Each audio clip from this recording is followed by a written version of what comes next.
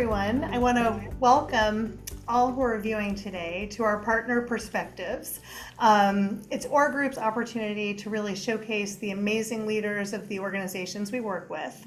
And I could not be happier than to be joined today by Monica Woodson, CEO of Girl Scouts of Southeastern Michigan.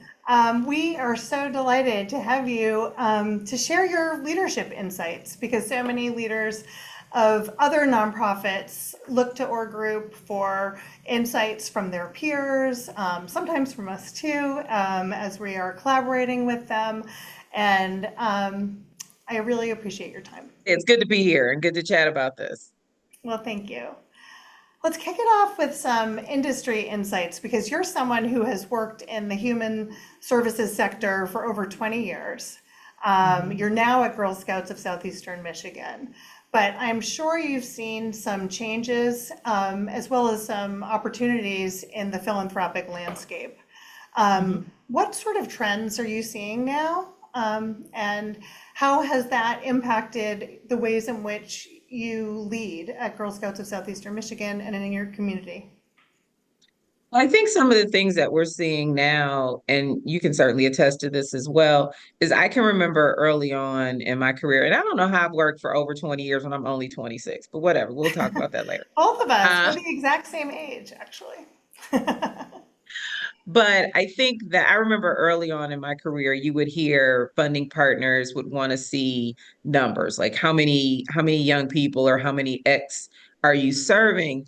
Now there seems to have been a pivot towards what's the impact that you're having, which I personally think is a win for the nonprofit sector, period, because you can serve as many people as you want, but are you really impacting their lives? And so for funding partners, to understand that and say, you know what, we want to be able to quantify the impact, not the quantity, but we want to be able to quantify the impact of the programming or the service or the whatever. I think that's great. I think also, and you and I've talked about this before, I think one of the things that we're seeing here in Southeastern Michigan is funding partners, foundations, corporate partners, et cetera. They're starting to collaborate, which is fantastic. They're starting to really leverage their power in the funding space. And I think part of that, and this is the part that I'm sure you and I have talked about before, when you look at the impact that Mackenzie Scott is having on the philanthropic landscape, I think it caused some of these traditional I was about to say institutional institutions, you can't say that, institutional entities to say, you know what, maybe there's a different way we need to start looking at this. And I also think the pandemic helped, right? I think, a lot of these funders who were like, no, you're only funding XYZ program. When the pandemic hit and the world shut down, they were telling nonprofits, use this money how you need to use it. I think that's the space that we need to be shifting towards, maintaining accountability, but allowing nonprofits the freedom to use the funding for the things that they need to use the funding for to keep the organization going. I love that. It's real trust-based philanthropy. Exactly. Um, Exactly. have, and I know you are a grantee of Mackenzie Scott. Congratulations for that. Um, from other donor partners, how easy has that trust been? How collaborative has the relationship been? So Girl Scouts, I can only speak for Southeastern Michigan, but we're in a unique position, right? We have a brand that everybody knows. We have a product that everybody knows. But where we had not been as robust as many organizations of our size and scope and brand recognition is in the philanthropic space. And so Mhm. the uniqueness of this seat, because people probably think, oh, they're getting, millions and millions of dollars in philanthropic dollars. No, we're not. I wish we were. And we're moving towards that. But we had to do a fundamental culture shift in our organization, in the way we approached programming, in the way we approached relationship building. Fundraising is 90% relationships. And so Mhm. we didn't really have many. And so we had to really sit down and say, okay, we had to develop a strategy for how do we do this. And quite frankly, we had to bring in some help. We had to bring in some consultants that could help connect us with the people that we needed to be connected with, because the Girl Scouts brand and title, CEO, CDO, will get you in the door. But if you have the relationship there, then the ask can go from 5,000 to 25,000 or 50,000, whatever the ask is. And so that's one thing that we're seeing here. But I have the opportunity to serve or work in some other spaces as a volunteer, or as just a member of different communities, community groups, et cetera. And what we are seeing is collaborations. There's this one group that I'm a part of that four of the biggest foundations in Michigan are all a part of this task group, and or representatives from these large foundations, and they are strategizing how can we work together to address this issue. So I think the collaboration is a big shift, um, for the good, quite honestly. Yes, it's no longer competition for, few resources. It's instead, let's team together, identify the unique value of our roles within this coalition or collaboration, and go after perhaps even bigger gifts, right? Exactly, exactly. And I think, if I'm a foundation head and I see XYZ as an issue, if it's illiteracy, if it's Mhm. childhood abuse, whatever the thing is, right? I only have so much money I can allocate to this issue. But if I call my colleagues at three other big foundations and say, you know what, this is an issue we need to address. Let's come together and let's put not only money, but let's put a strategy together to address it. Now, as the old folks used to say, you're cooking with grease, right? Like now, now you have a path forward. Now you have an ability to put some realistic timetables on impact and making a dent in a lot of the community challenges that we have. So I hope that that is something that is happening in a real and intentional way. But I also hope it is something that is happening not just in Southeastern Michigan, but in other communities across the country, because that's the only way we're going to be able to do this. And it's got to be a collaborative partnership, yes, among the philanthropic community, but honestly, government, nonprofit, corporate, we got to all play together because we all Mhm. have a role to play in addressing community ills. So I'd love to see some more convening happening, and I'd love to see more action after the convening happening. That might have been Got all it. way off topic. I'm sorry. No, I think it's so critical. You're right on. We met at a convening, bringing bright minds across individual Girl Scout organizations together to talk about how to better drive diversity and Yeah. resource communities that have historically been under-resourced. And I know that's Hmm. part of the impact that you also want to have in your community. Yes. Can you talk a little bit about your goals for impact? And we have talked about these, but as a whole for Girl Scouts of Southeastern Michigan, but also for communities you haven't historically served well, or the same, or equitably. Yeah, all of that. Yes. No, we are on sort of this multi-pronged path, if you will. And what I mean by that is, yes, we are working to be more equitable, to be more inclusive, to make sure that Girl Scouts of Southeastern Michigan is viewed as a welcoming place for all young people who identify as girl and who identify with the beliefs of Girl Scouting. There's certainly challenges with that, but the so while we're working to do those things, we're also working to change perceptions about what Girl Scouts is and what it is not. One of my staff, she'll probably kill me, but posted, we had a thing with our chess team. Um, they won some regional uh champions or a regional championship. And this chess team is brand new to Girl Scouts, right? Started And last so fall at your council, right? Yeah, exactly. As of last fall. Mhm. And so we posted it on LinkedIn, and one of my staff reposted and said, "Not your mama's Girl Scouts." That's I it love it. in a nutshell, right? Hmm. And so anyway, so changing perceptions and then also trying to be inclusive, welcoming, and equitable all at the same time. So it's it's it's a slow moving ship, but it's also one that I believe is worth taking the time to do and to do it right and to do it well. And so we are seeing a lot of movement. We are starting to see communities open up for us that we had not fully engaged with. We are starting to see girls that had not, girls who sort of think, oh, they're just going to put me in a sash and go sell some cookies. You Right. don't have to sell cookies if you don't want to sell cookies.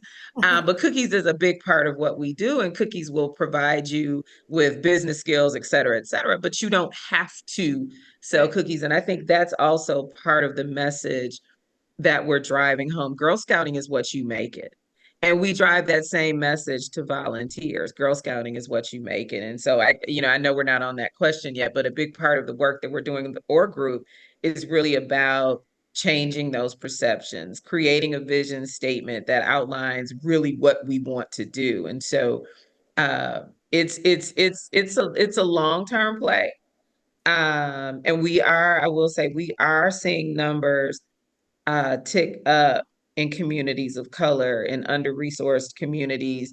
I was just having a meeting earlier today trying to figure out how do we how do we better tell the story of Girl Hmm. Scouting in certain communities to funders so that funds I just need one funder to underwrite XYZ program that's going to support all of the under-resourced girls in Southeastern Michigan. I just need one funder to do that. And Well, so, yeah, and you don't even it's not even just the one program, it's the opportunity that you and your amazing team presents to girls through all of yeah. the different pillar program areas that they have Mhm. the agency then to choose their path, as you said Exactly. earlier. Exactly. I always tell people, and you've heard me say this, Girl Scouting might not be for every girl, but there's something every girl can find in Girl Scouting for them. Oh, I And love it's that. just, it's a mission is solid, right? The goals are solid, and it's about sort of forging your path in this movement. And that's one of the things that we're trying to do. And I won't belabor it, but my team they've started few months ago. Try It Girl Scouts, which is I think it's a 6 or 8 week program. It's like, hey, just come try it. And Love we it. give troop leaders or whomever's leading the group, we give them a canned experience, right? Week 1, 2, 3 through, I think it's 6 weeks, but weeks 1 through 6, this is what you're going to do. And the goal of that is to give girls and volunteers a short experience and let them decide, right? Oh, you know what? I think I like that. Let's stay. And then we also have, it's called Troop Plus, because we want this to be an equally strong experience for volunteers. And so Troop Plus talks about it's a similar concept, but it's geared for girls, but it's really tailored to the new volunteer to help them kind of navigate because it can be daunting. Some Hmm. people I think being a Girl Scout volunteer is much bigger than what it is, It doesn't and they have to think be, right? it doesn't have to be. I've had someone say, "Oh, I can't be a troop leader because I don't want to camp," but they pay me. And so, like you don't have to camp. But if you have girls who are interested in camp, guess what? You can get a co-leader. Find a co-leader who enjoys bugs and everything outside and all the things. And you can go to a myriad. So it's just, it really is about finding that path for yourself and for your girls in this movement. So I'm excited about it. As I said, it's a long-term play, but I believe we're building a strong foundation to change those perceptions to really move forward with this work that we're being very intentional at plotting out.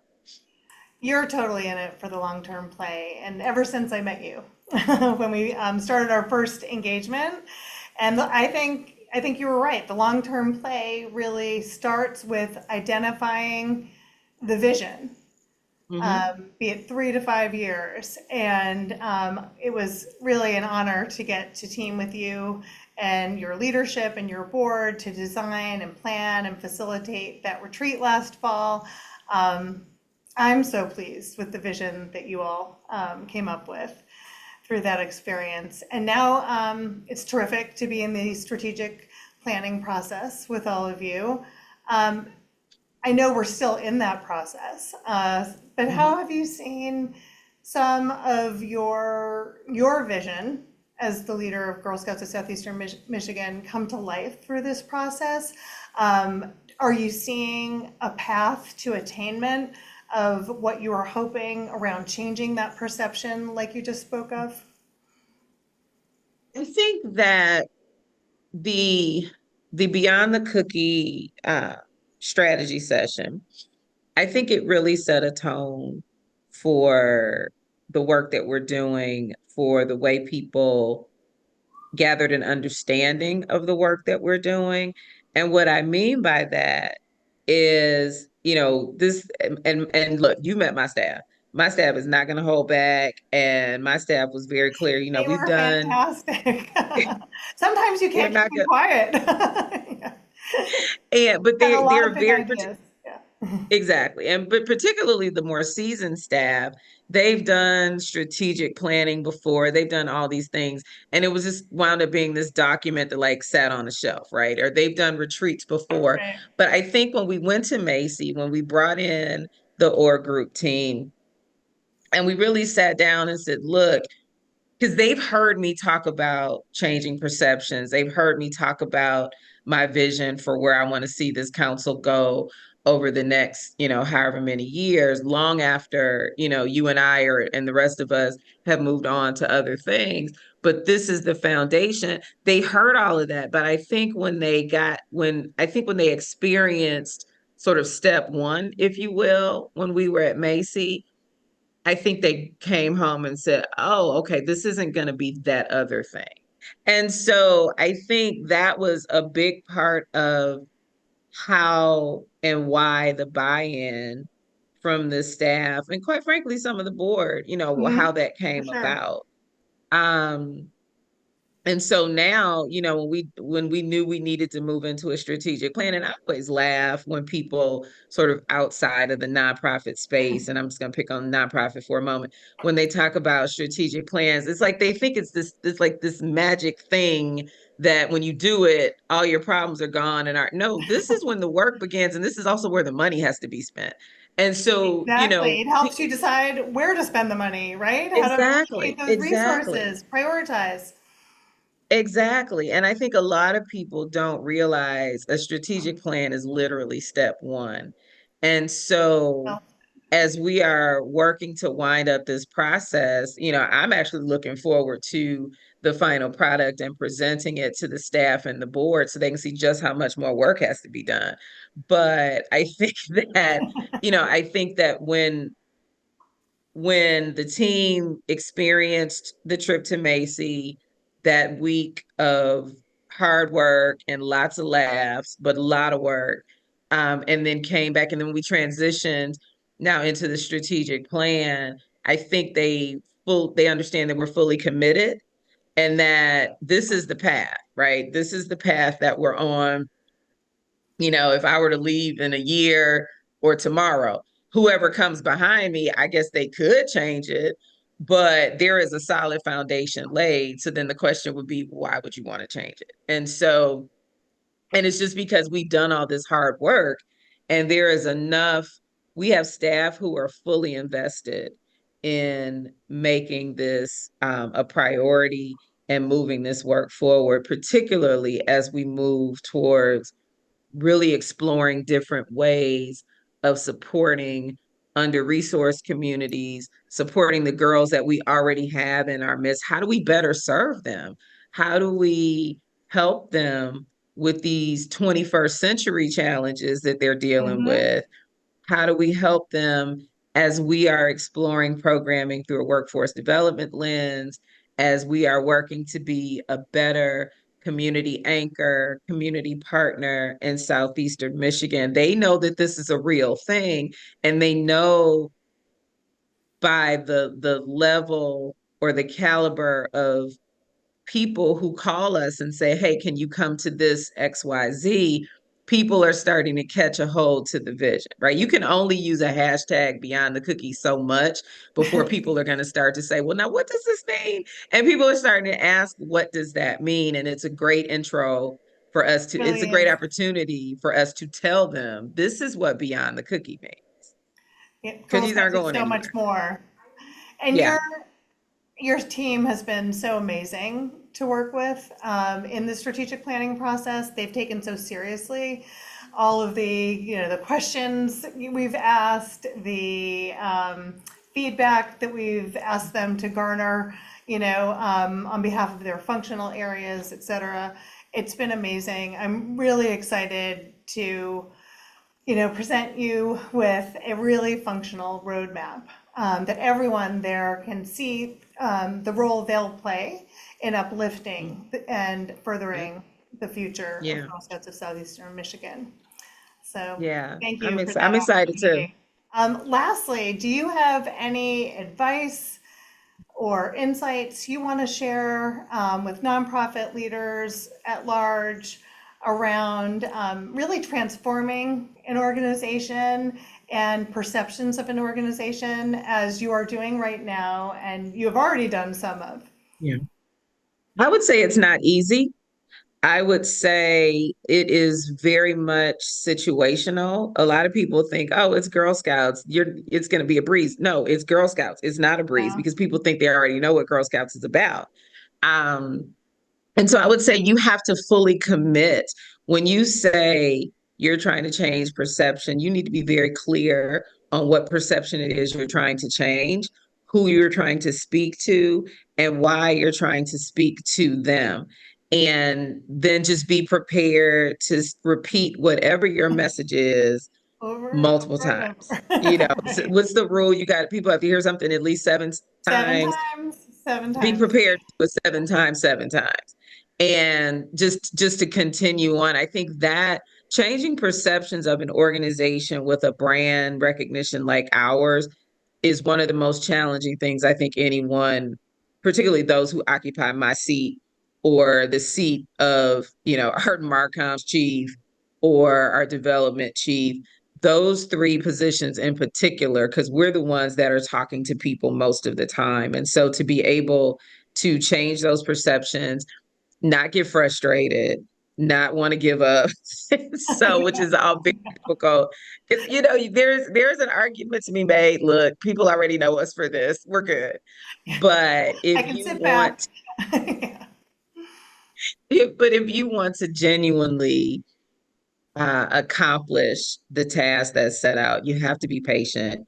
You have to be fearless, and you have to just be willing to continue to course correct because you're gonna have regression, and you're gonna have to say, okay, nope, that wasn't it. We got to start this over again.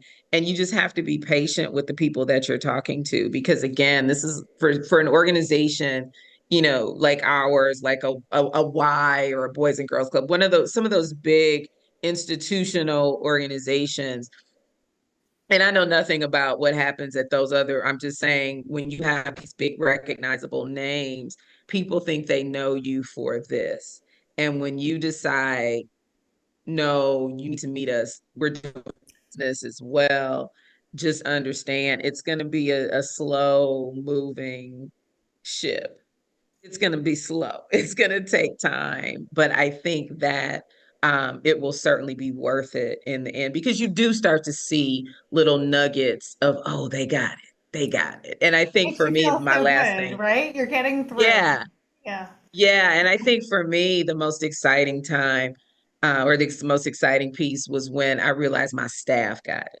That's the cool part. Like when your team when they just do, not that anyone has ever come to me and said, oh, I get it, but when you see things They're just doing it. happening Right. Yeah, and they're just doing it and it's organic and it's like, okay, they got it. That is a fantastic feeling. It really is. Well, you are that patient, fierce, thoughtful, transformational leader. You really are. And I feel so fortunate to have met you. I consider you a colleague and a friend. So Same. thank you, thank you, thank you for allowing us to collaborate with you on your big vision. And it's been an absolute pleasure talking to you today. I even picked up some new things. I thought I knew most of what you'd say, but there's always some surprises with you. So I appreciate your time. Thank you. No, thank you so much for having me. And I'm always happy to talk. A great partnership is not something that happens often. It's not something that happens easily. And so when you have one, I'm always happy to support and talk about the great work that you and the team are doing. And I don't know if we got the best team at Orr, but I know we got the best team for us at Orr. And I'm just going to assume that you all are the best team at Orr. We are the best team. Girl Scouts No, Southeastern this is great. Michigan and our team at Orr Group. It's been Thank you. a great relationship. Thank you so much. Have a Thank you great so one. much. Take care.